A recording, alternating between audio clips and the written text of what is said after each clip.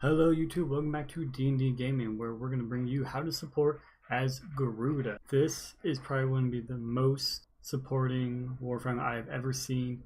Every single one of her abilities is helpful to either you, self-sustaining, or your team's doing more damage. I think this is probably one of the best Warframes to deal with playing solo. It kind of sucks because it takes a while to get her unless you want to, just buy her straight up. But getting her isn't that bad. It just takes a while. You have to get to Fortuna, and then you just gotta get some Toroids. But if you're willing to farm, you have to get your rep up with the base group in Fortuna. I forget what they're called. You just gotta get your base rep up, and you gotta get some gems, and it's just a process. Probably take about a week if you're dedicated enough. But let's get down right to her abilities. So her first ability is called Dread Mirror. Rips the life force out of an enemy and uses it as a shield to capture damage that kills. This kill significantly weakens the enemy instantly. Charge to channel the captured damage into an explosive projectile. So when you first use this ability, you can't do it without an enemy. So what I'm going to do is I'm going to spawn. Just going to spawn a 1 basic enemy. And it's probably good to note that this only really works with ranged. You can do it with melee. I'm just gonna do 1 right now. So just dive towards them and then get this little thing, and it blocks most of the damage, if not all, as long as.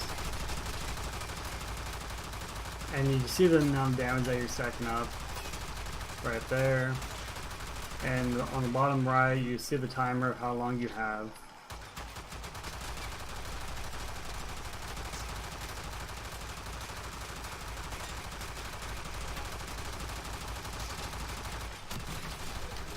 And then it goes away. But the damage still stays there. Oh yeah, another thing to note is the more damage you take, the more bloody Garuda gets. That is a very unique thing to her. So I'm going to, and then you charge it up, and then you, it doesn't really do that much damage, to be honest.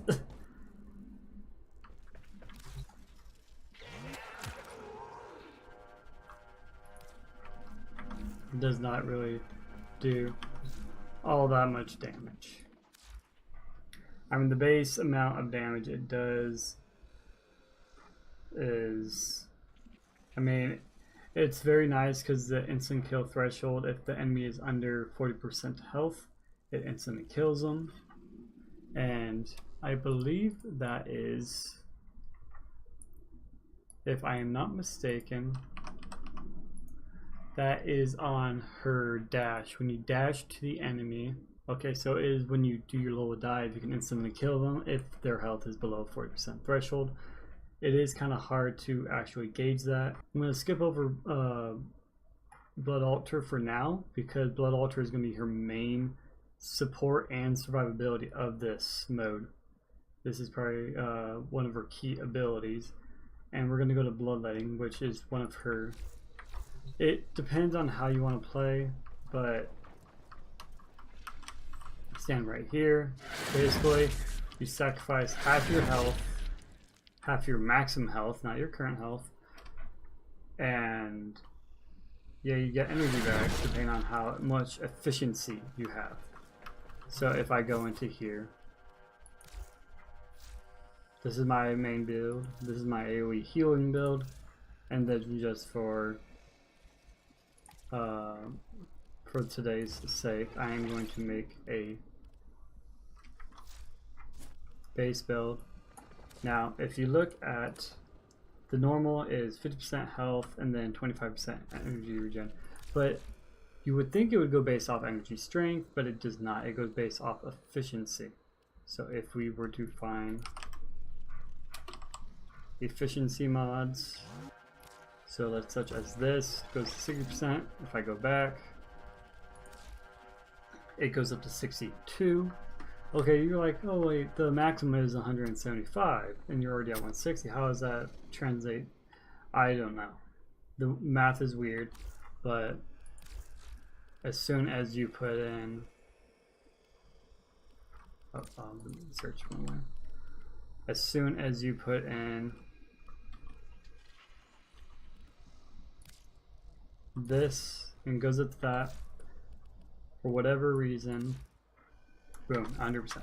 Okay, that's about enough. Alright, so if I go ahead and do this, instant energy regen. And now you got full energy.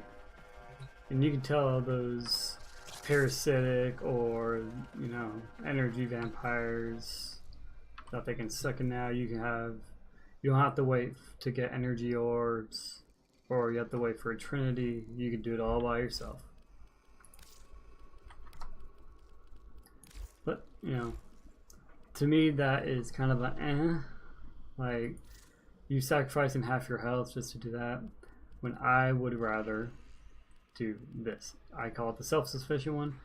It is fully not built yet. I still put one more thing once I get a format into her. But even for a no forma build, having Hunter Adrenaline, which is basically a better version of Rage, you get 45% of the damage on your health into energy, and that will bring us to our Blood Altar ability. Blood Altar, you just like the Dreadmere, you will charge to your enemy, and you will impale them.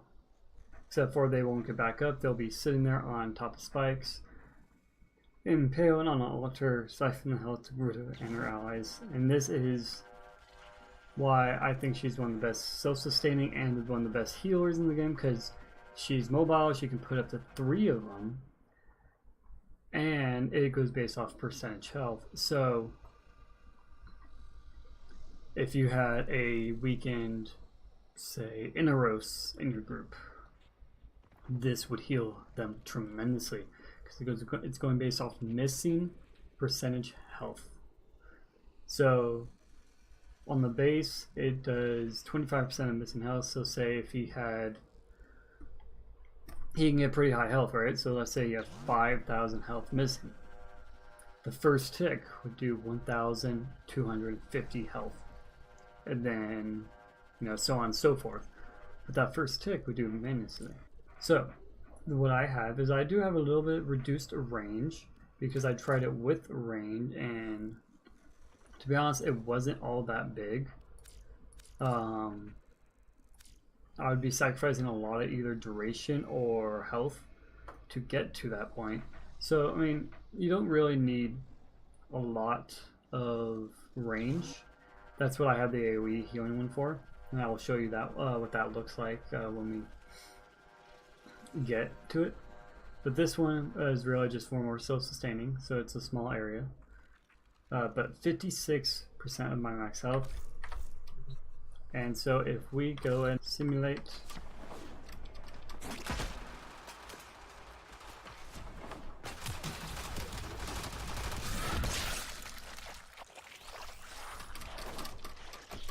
fast. Hold on, one second. There we go. Alright, so I'm going to go ahead and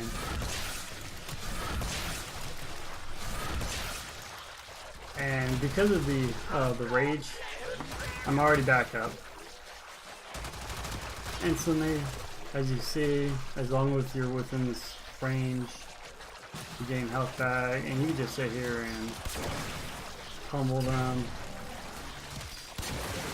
Alright, now going to her ultimate. Her ultimate, it doesn't take that much, it only takes 200% strength, which I already have, to get your bleed chance up to 100%, and the damage is going to be, the damage really doesn't matter all that much. The duration, okay, anyway. So, what Seeking Talons does is, you hold it, and then you just gather a big, and generally it can take up the whole screen. And you can float, or you can move around, shoot off to. What's interesting is if you jump and then do it, you actually float, and then you can just float around. for a little bit. But what it does is when you actually let go, it'll mark all the enemies within the reticle, even if they're behind objectives. So if I point down here and get them, see now they're all marked. And what that chance what that SAS chance does is basically every attack I do to them. Oh my god. Okay, apparently you cannot survive that much, but.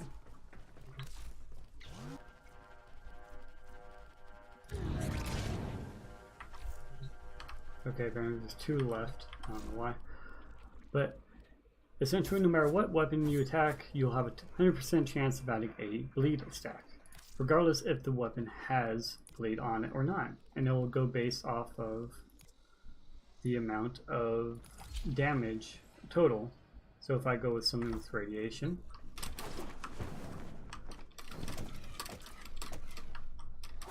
alright, so get up here on the high rise and you let go.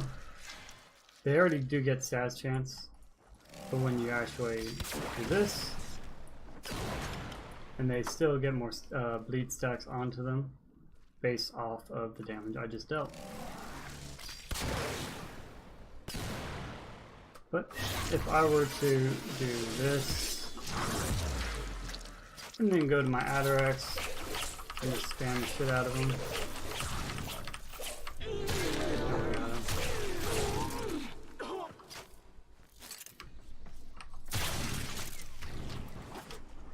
As you can see, it's not that bad. It adds, for armored characters, it's probably not the best. More due to it than being armored. But it's still pretty decent, helping. Whoa, what the? But even like a smash down ability will do bleed attack.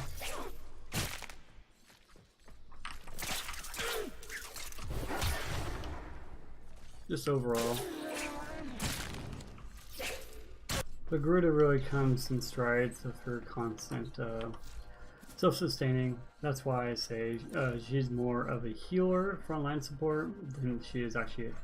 She is very tanky. If you build her the way I do, she does get 570 armor, and you really just want to build health because shield is already low and doesn't do all that much for you. I mean, you could go up to, ooh, 700.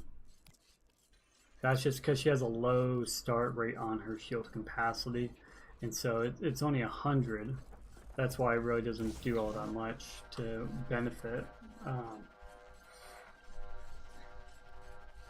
I mean, without armor, she's at 300, which is a decent number to begin with. But yeah, she is probably one of the most self-sustaining people I know of, just because of her raw ability to heal. Obviously, you're never gonna have, if you have 20 bombarders at you once, you have more bigger issues than trying to survive. Like, how do you get to that point? You have no damage. Oh, and another little tip that this game does not tell you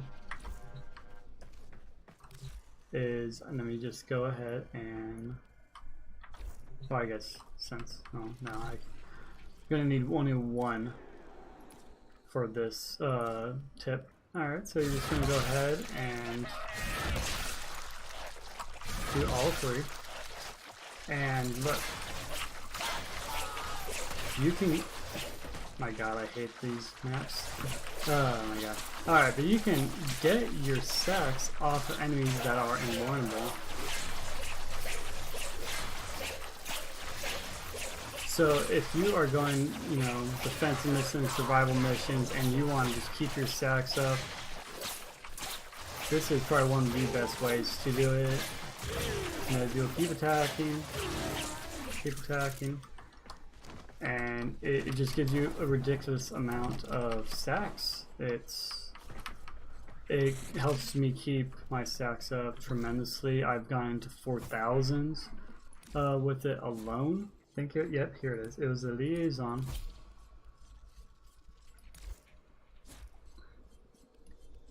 And I don't have the build on it's not really a sufficient build. This one's more or less just for melting the enemies. But you get Relentless Combination with a very high, I mean a very high status chance. Switch off heal and return for a second. I just love that dash. It is such a gap closer.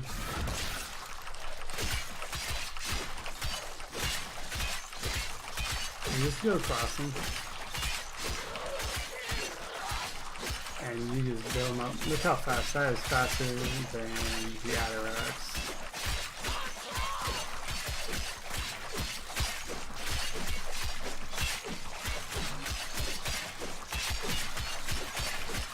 So in a 30-second period,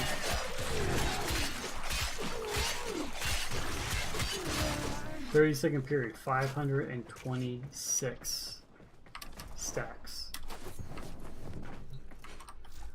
Now, if that's not insane, I don't know what is. I mean, obviously those that weapon is, you know, it doesn't even have to matter if it's corrosive. If you make a infested version, which this is all basically just the status chances. So just move them around and see, boom. Let's see that's for not infested. That's for corpus, and then you move. Let's see. There we go. Radiation and toxin. That's great for infested units. You'll be putting a lot of poison on them. Let's see how much poison we can get on one.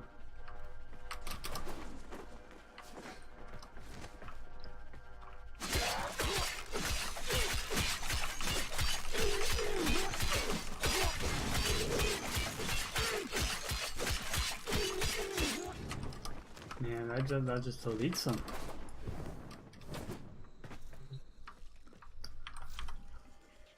And that wasn't even the corrosive build. So let's see if we go back here to the corrosive. Let's see how fast we can delete them.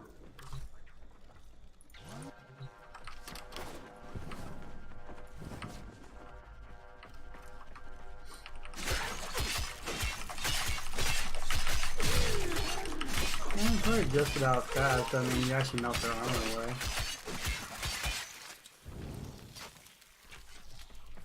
And you still get up to 51.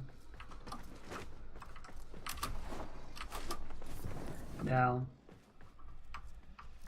imagine that coupled with just the sheer amount of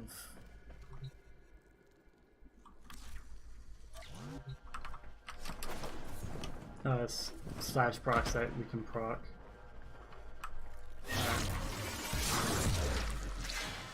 Alright, so now it's done.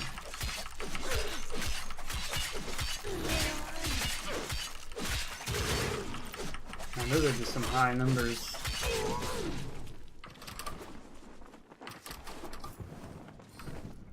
And the cool part about the liaison is, I mean, it doesn't even look like a decent weapon. Like, it has a low crit chance, low crit multiplier.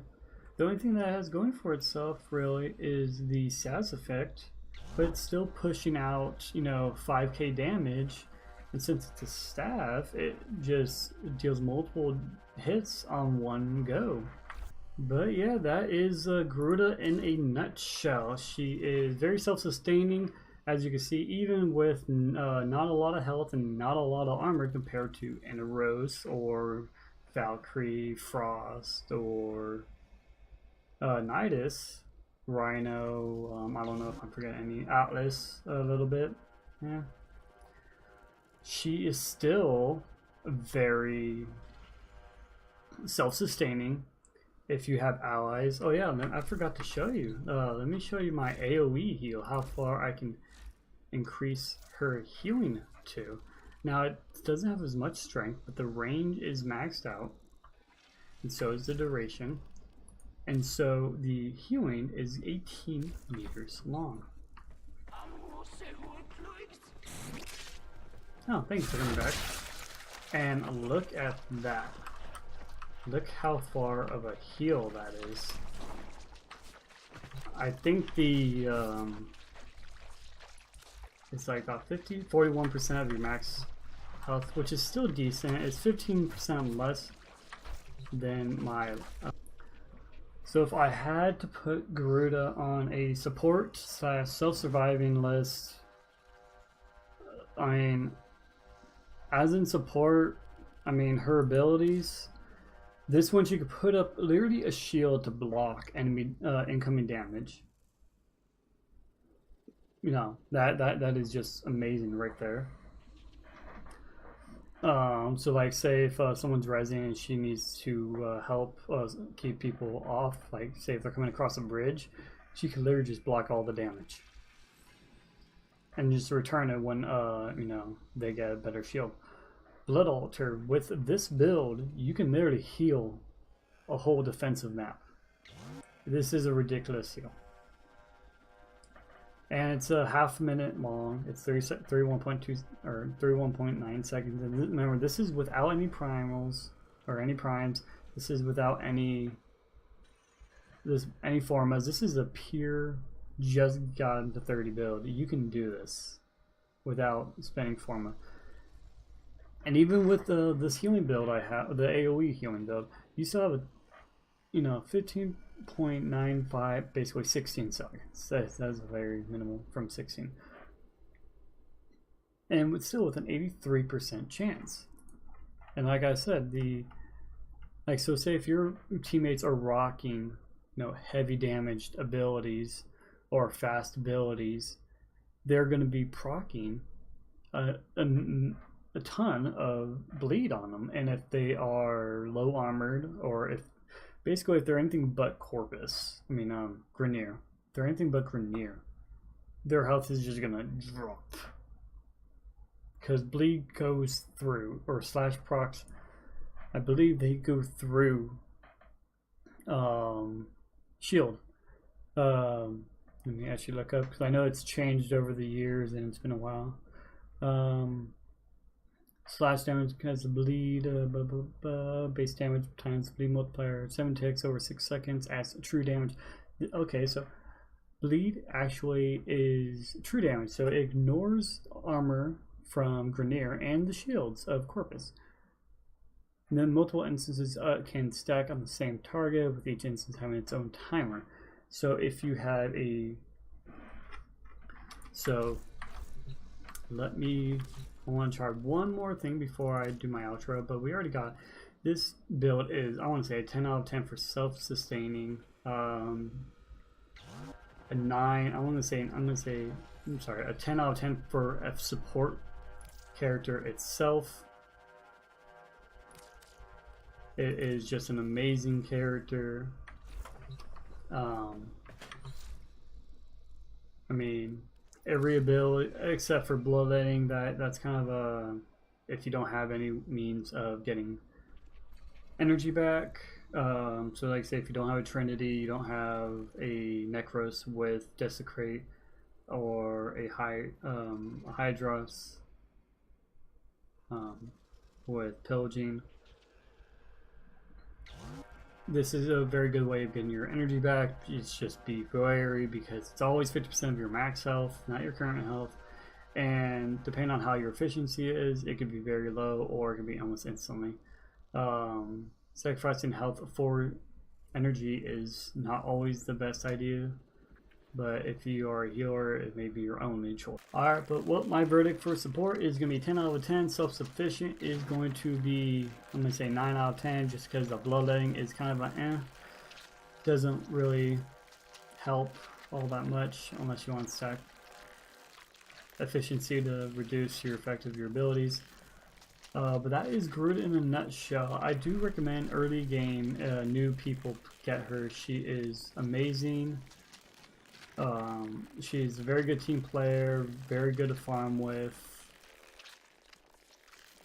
And yeah, that's going to be it for my video. Check her out yourself. She's amazing. She is hard to get to. Like I said, it probably take about a week for her to farm. And then, you know, depending on how lucky you are. If you want to spend platinum to get her or spend platinum to get the gems, it does take a while to grind up that rep. And that rep alone will probably take about like 2 weeks to get every day maybe. And yeah, I will see you all in the next video. Ciao.